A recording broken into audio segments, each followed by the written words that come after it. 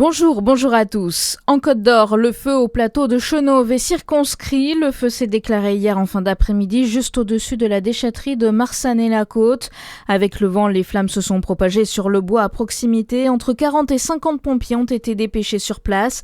Ils ont reçu l'aide de 2 agriculteurs. 1 hectare a été réduit en cendres. À noter que le risque de feu de forêt reste élevé dans les prochains jours sur le département. Un important incendie en cours aussi dans le Var. Les flammes ont déjà parcouru plus de 1700 hectares dans l'arrière-pays toulonnais.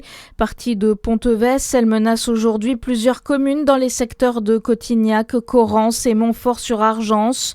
400 personnes ont été évacuées. Hier, 2 sapeurs-pompiers sont aussi morts en Gironde lors d'une intervention pour un incendie près de l'aéroport de Bordeaux-Mérignac. Les députés du Jura ont voté pour la proposition de loi d'urgence nationale agricole. Les 3 députées jurassiennes, Danielle Brulbois, Marie-Christine Dalloz et Justine Gruet, ont soutenu le texte qui permet la réintroduction de 2 produits jusqu'alors interdits en France qui contiennent des néonicotinoïdes, des produits cancérigènes pour les hommes. Un texte qui, pour Danielle Brulbois, prévoit uniquement des dérogations exceptionnelles, temporaires et strictement encadrées. Des cris de cochon pour promouvoir le véganisme à Chalon-sur-Saône, une action menée hier en centre-ville par l'association de lutte pour les animaux PETA. Depuis une camionnette baptisée l'Enfer Mobile, des cris de cochon apeurés ont été diffusés en boucle pendant plusieurs minutes. Une démarche pour rappeler le sort réservé aux millions de cochons dans les abattoirs.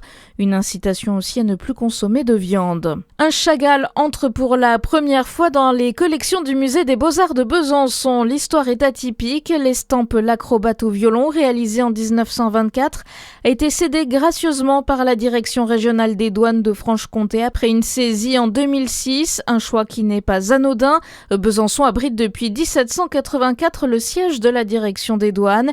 Explication avec Estelle Roquelin, directrice régionale de Franche-Comté des douanes. Elle a été saisie par les douanes en 2006.